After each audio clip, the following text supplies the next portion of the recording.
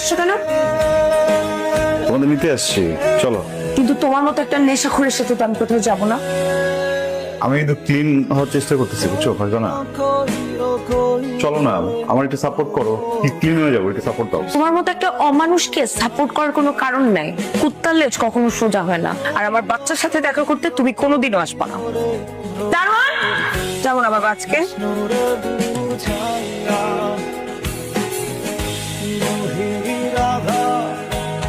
ফারজানার এমন ব্যবহারে মনের মধ্যে ভীষণ জেদ তৈরি হলো। কুত্তার লেজ সোজা করে যাও। নিজেকে বন্দি করার মেটিকিউলাস ডিজাইনটা তখনই তৈরি করি।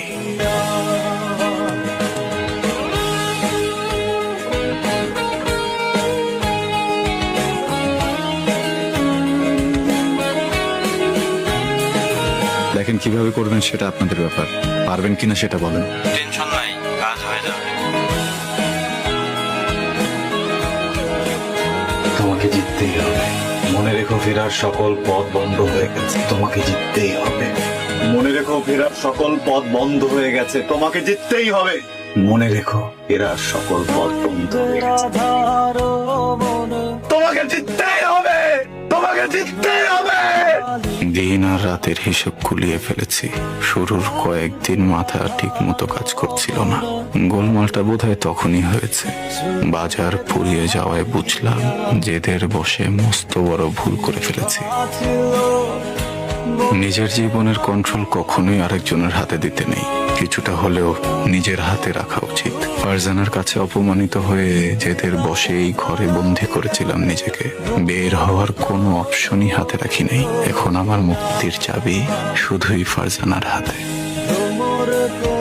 বন্দি হওয়ার আগে রেজিস্ট্রি করে ফারজানার ঠিকানায় একটা চিঠি পাঠিয়েছিলাম আমি। 60 দিন পর চিঠিটা পাওয়ার কথা।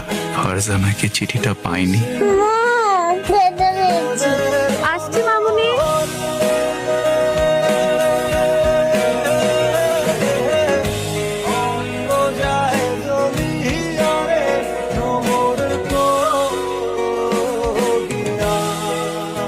সম্পূর্ণ দেখতে কমেন্ট বক্সে নাটকের লিংকে ক্লিক করুন। নাটকটি সম্পূর্ণ দেখতে কমেন্ট বক্সে নাটকের লিংকে ক্লিক করুন।